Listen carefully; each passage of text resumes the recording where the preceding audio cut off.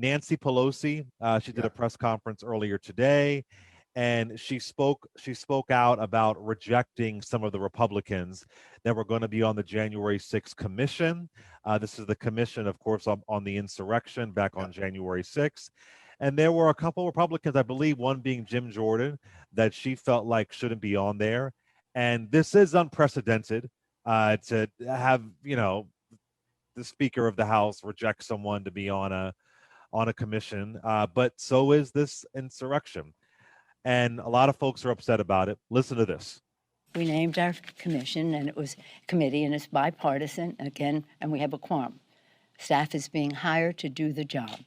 We're there to seek the truth. We're there to get the truth, not to get Trump. TRU, truth. Trump. That seems to be what the other side is obsessed with.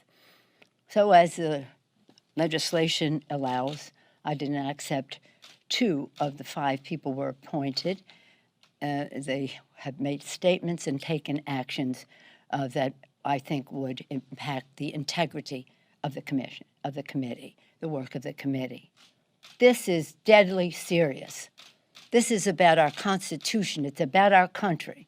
It's an assault on the Capitol that is being mischaracterized for some reason at the expense of finding the truth for the American people.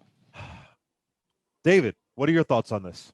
So I think this is a good topic to start out with, and I know there's different views on different sides, and I want to be real clear with Clay Nation listeners that I never underestimate Speaker Pelosi, but I actually think this may have been a mistake on her part to veto committee members. Again, let me repeat. You don't get to be the first woman Speaker of the House by not knowing what you're doing. She's a consummate inside player. She has led her caucus through thick and thin. In this case, my instinct, although I think it's a close call, Clay, is that McCarthy laid a little bit of a trap and maybe she and Democrats walked into it. Now, if McCarthy was playing 3D chess and Speaker Pelosi is playing 4D chess, so be it. That'll prove me wrong. But I think Minority Leader McCarthy appointed people just extreme enough that they would seem credible, right? He didn't appoint a Congresswoman Marjorie Taylor Greene, a Congressman Paul Gosar, because then if those people had been on the committee, if Speaker Pelosi hadn't vetoed them, it would have made Republicans look like a joke. So he appointed someone like Congressman Jim Jordan, who is a through and through Trumper, who I think is a poser in many regards, but has proven an ability to disrupt these committee hearings, to interrupt people, to be a shit disturber. And he's not seen as like a sort of off the rails QAnoner. And the bait was, would Pelosi suck it up and let him on the committee, or say, no, we're not dismissing it? And then when she dismissed Jordan, Congressman McCarthy's next move is, oh, you don't like my picks? Well, then we're not participating in this committee. And then I do think it's potentially that much harder for Democrats to make the findings of this committee seem strong and credible to a broad cross-section of people if there are no Republicans on the committee other than Congresswoman Cheney, who was handpicked by Speaker Pelosi. So I understand that not everybody agrees with that, but that's kind of where I come down. Well, let me ask you, even if they would have had those 2 other Republicans on the committee, you said it's going to be harder for it to be seen as credible. I think we are in such polarized times right now that if this committee, regardless of what Jim Jordan, whatever, would have said, if they would have said, laid everything out that Trump incited this, that maybe it was an inside job, I think there are people, regardless of what a committee or a commission said, like, for example, most Americans, maybe not me, but most Americans believe the 9/11 Commission. I had some issues with it here or there. I got you. But for the most part, but then again, I do this stuff. Even back then, I wasn't I was still dibbing and I getting my got you. feet wet in political news. But most people believe the 9/11 Commission, Right. right? Even if they don't believe every finding, they believe it was basically a Exactly. solid fact-finding effort. Right. Yeah. So I feel like if they ain't gonna believe you anyway, then why have these insidious demons like a Jim Jordan a part of this commission? Because that side, the Fox News team, the propaganda team, the state TV team, the folks who won't get vaccinated because they think that's 5G, whatever, they're still not gonna believe you. So No, why of not course. just have people who are gonna do the work, who are gonna be engaged, and whatever the findings are, that's what the findings are. And who cares about making certain a certain part of the Republican Party happy to feel like, oh, now we can believe it? I don't think they would either way. So I agree with you to an extent, and I thought of this, and this is again where I come down, and I realize I think this is a close call. Again, Speaker Pelosi might be playing 4D, 5D chess, and I just don't see it. If you're the Democrats, and I'm speaking broadly, Democrats in the House that want to hold on to a it's a single digit majority. I can't remember how many seats they have, but it's single digits. And if you want to hold on to the White House in 2024, what you're not trying to do is convince Republican voters who voted for Trump to come to your side. I think the vast majority of those people, we would agree, are not persuadable. You're trying to convince people that voted for President Biden to stay in your tent. Yeah. And there are some True. people that are going to vote Democrat no matter what. But what put President Biden and Vice President Harris over the edge were relatively affluent, white, suburban, college-educated women, and you've got to hold on to them in the Wait a minute. in the I've midterms heard in the this 2024. before. I've heard this before. Why do people keep saying? What do you mean? Because what put Biden over the edge, it was, and I know Biden got a little tick more of white suburban college educated women Right. than in the past. But what put Biden over the edge, when that, regardless of those white women, it was 1,000% black folks in Atlanta, black folks in Detroit, black folks in Philly, Right. black folks in Milwaukee. I don't think the 1 or 2% of those, I think, what was it, 53 to, it was Yeah. why do we keep why do we keep saying it was those? I don't understand that. No, and that's Clay. I think Maybe I that's don't know something. No.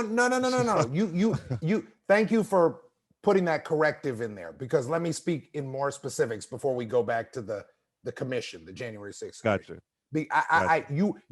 You're right to put that corrective in. Black voters are the backbone of the Democratic Party constituency. Full stop. We agree on that.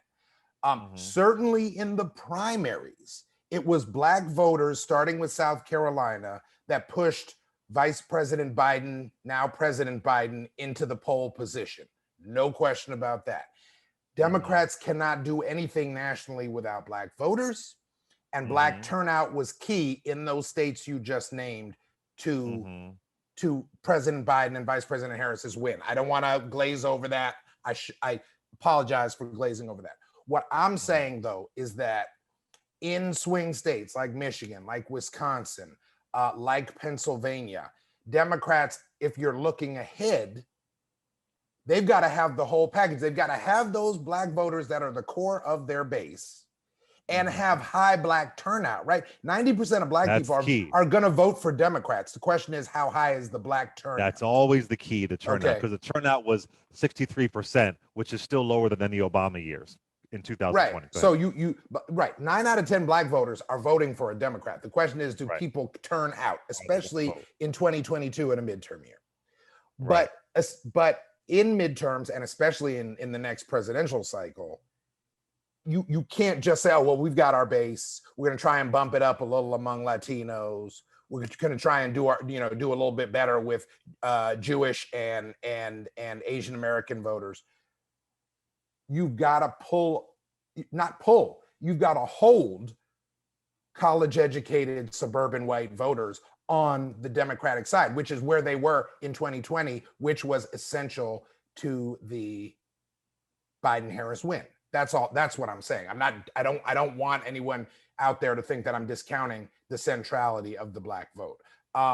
So to go back to the January 6th commission, I do think there is a slice of voters out there that feels more reassured that Democrats aren't doing something that's only Democrats, including this commission. I think it made sense that Speaker Pelosi appointed Congresswoman Cheney because she's been one of the few Republicans willing to, facially confront President Trump. I think that it was smart that the Democrats, once Republicans a couple months ago, what's the word I'm looking for, welched on their deal to have a bipartisan commission that had been agreed upon in the back room, that Pelosi went ahead with her own appointed special committee. But I'm not sure if it made sense to pull Congressman Jordan, knowing there was a risk that Congressman McCarthy would just, sort of his next chess move would be, oh, you don't like my picks? Then never mind. Because now you've let Republicans off the hook. Now they can just woof from the sidelines. Congressman Jordan was going to be a shit disturber in those hearings. He was going to interrupt other people's speaking time. We've all seen him in the 2 impeachment proceedings. The put on, oh, I'm such a regular guy, I can't be bothered to wear a sports coat. I roll up my sleeves, I loosen my tie, I look like I just ran here, with a spilt cup of coffee in my hand. I'm just a regular Ohio guy. And now I'm gonna rudely interrupt other members of Congress while they're speaking because I want to prove how much of a loyal Trumpist I am. We've all seen Congressman Jordan. But if he does that in the committee hearing, I'm going to suggest that looks worse for Republicans. And by extension, it looks worse for the Trump side of this argument than if you have Republicans on the outside saying, they didn't want us, so we said, fuck them, and we're just going to tell you what we think of this whole thing. They're having a kangaroo court full of Democrats and Liz Cheney trying to roast President Trump. And let me make my usual disclaimer here. Sorry, I'll let you get a word in edgewise, Clay. I'm nonpartisan, but to me, this isn't nonpartisan. We all saw what happened. I mean, this isn't a partisan issue. Some issues are partisan, right? Healthcare is partisan, military is partisan, Afghanistan's partisan. Voting rights is about Americans having the right to vote. And January 6th was about one group of people trying to overturn the results of a free and fair election. So when I say, oh, Pelosi's got to figure out a way to stick it to Republicans, I'm not saying, oh, go Democrats. I'm saying go democracy.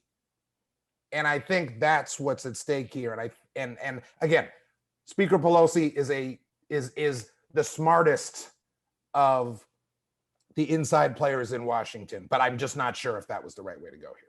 I want to add this really quick just because I think it's important to get facts and numbers and data right. So I'm kind of going in reverse for a hot minute. But the discussion we had about white women, college-educated voters. So let me just give you all the stats. So white women in general voted for Trump at 55%. Jesus, that's higher than 2016. White men voted for Trump at 61%. Jesus. All right. Now, where it does change, just to David's point, white college graduate women voted for Biden at 54% and Trump at 45%. White women with no degree voted for Trump at 63%. Jesus. And Biden at 36%.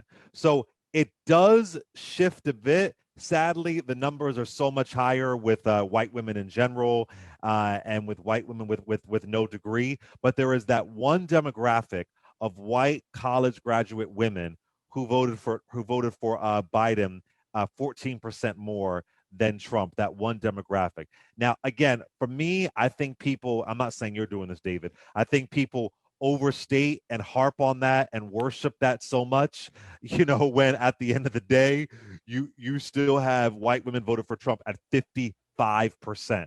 I think that's even that is higher than 16. So just want to put it out there, but that's the number that folks are talking about. So I just want to make sure that we have that accurate. Go ahead, David.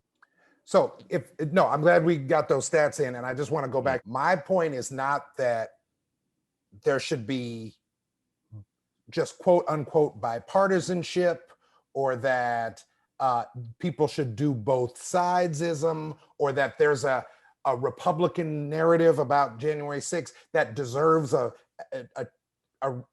fair airing out there. We know what happened on January 6th. We don't know all the details, but we know what happened. What I'm saying is that in terms of chess moves, here's my nominees, says McCarthy. I veto Jim Jordan, says Pelosi. Then I pull everybody, says McCarthy. I'm simply saying, when you come to 2022, when you come to 2024, how is that going to play out with voters? I don't have a crystal ball. I just wonder who made the better chess move there. I slightly lean toward McCarthy in the short term. The other thing I think is that, remember about this committee, I think it'll do good work even if Congresswoman Cheney is the only Republican on it. But even if, who I still think is trash. She's enough for me. We could spend a whole segment with critiques of Congresswoman Cheney, but I do think she gets credit for being willing to stand up to former President Trump. No, not from me, but I hear okay, you. All right. No, that's fair. 98% she voted for him. No, and I mean on the election. Yeah, and I want to point out to Toya and all the listeners, right? There's no Reese here to balance me out. Reese will be chiming in right now. Reese would be keeping me in check. I want to be fair about that. So there was at one point a couple of months ago an agreement between Democrats and Republicans to have a select committee where there was going to be even membership. When Republicans backed out of that, Speaker Pelosi appointed a committee that was going to be majority Democrat. So even if these 5 McCarthy picks had been on the committee, it was still going to be majority Democrat with a Democratic congressman as the chair. It would have been an African-American congressman, Congressman Benny Thompson from Mississippi. And so, yes, you would have had Jim Jordan in there arguing and disrupting, and others trying to misdirect and present a pro-Trump spin, but the gavel was going to be in the hands of Congressman Thompson, a Democrat. All right, listen. So we're talking about Nancy Pelosi shutting out 2 Republicans for this January 6th commission, and I do want to get you to sound off, David, and then we'll go to the calls. I know we have tons of calls on the line. On the town hall yesterday, and with Joe Biden with Don Lemon, and he talked about bipartisanship and this January 6th commission, and I found this really interesting. But even beyond the January 6th commission, and Joe Biden's belief in bipartisanship.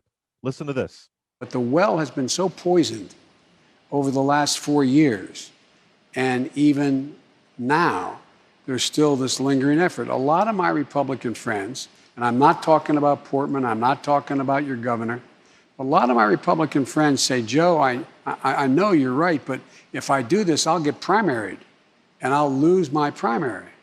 I'll be in trouble. But I think that's all beginning to move. I don't mean overnight. Don't get me wrong. I'm not playing out some panacea here. But I think people are figuring out that if we want to, I've always found you get rewarded for doing what you think at the time is the right thing. If people really believe you believe it's the right thing to do. Yeah. And so I think you're seeing it coming together. Yeah. The moment where he said, why are they going to do the right thing? And he says, these people, and the audience claps. I like Joe Biden a lot. I believe that he believes what he's saying, but we have not seen that. We have not seen that. And that concerns me in a big way. David, your thoughts? So a couple caveats first, just since we're back from the break. Again, I'm typically the more moderate person on this panel. Reese's not here, more with the more forceful point of view to balance me out. But I'm just and your listeners are balancing me out, which is great. We've said on this show a bunch of times. I've said on the show a bunch of times. The Biden-Harris ticket was probably the best, if not the only ticket to accomplish Democrats' top goal, which was unseating Trump and Pence. Okay. Mhm. Once they accomplish that, were President Biden and Vice President Harris the two best people to then push an agenda forward? Maybe, maybe not. This even Steven, moderate, let's try for bipartisanship, let's lock arms as Americans vibe is Biden to his core. This is his brand. So I don't think Democrats should expect him to veer from it too much. On some issues, I think he's looking toward, again, the next midterms and the next presidential election and trying to keep all of these middle of the road constituencies in his tent. On other issues, I think he's bullshitting people. What he said last night, I don't think you played this clip, where he said, if we get rid of the filibuster, nothing's going to get done. That makes no sense. Nothing's getting done now. The filibuster is not going to help get stuff done. That's been demonstrated with clarity. So I think President Biden needs to be a little more real with people on that. But in terms of like, let's leave no one behind, let's try and bring people who are skeptics or who are resistors along, is just who he is. That's who we have for president for these next 4 years. The goal is not bipartisanship for bipartisanship's sake. And to the extent that people in the media, whether it's me or anybody else, or to the extent that politicians pay homage to, bipartisanship and hearing both sides just because, that's a problem. But when you're President Biden and you're thinking about what happens if your party loses control of Congress, it's not so easy to just be like, yeah, these vaccine deniers, they're full of shit. Yeah, these January 6ers, they're full of shit. Because you alienate just a little sliver of people. You're not going to get the people who rioted on January 6th aren't going to flip to Biden. The people, they're the people who are determined not to get a vaccine because they want to prove how independent and how much of, whatever, that everybody else is a sheep and they're so independent thinkers, are not going to flip. But it's those people on the margins that he's trying to hang on to and reel in. I don't know what the good answer is. And I feel the passion of your callers, Clay, when they're like, we're tired of this. Most of the people that listen to your show are patriotic Americans who vote, who care about their country, who care about their neighbors. And they're like, one side of the aisle is, poking a finger in their eye and making a mockery out of that. I get that. But you can't just call that out and call that out and call that out without thinking about, well, how do we win the next election if you're the Democrats?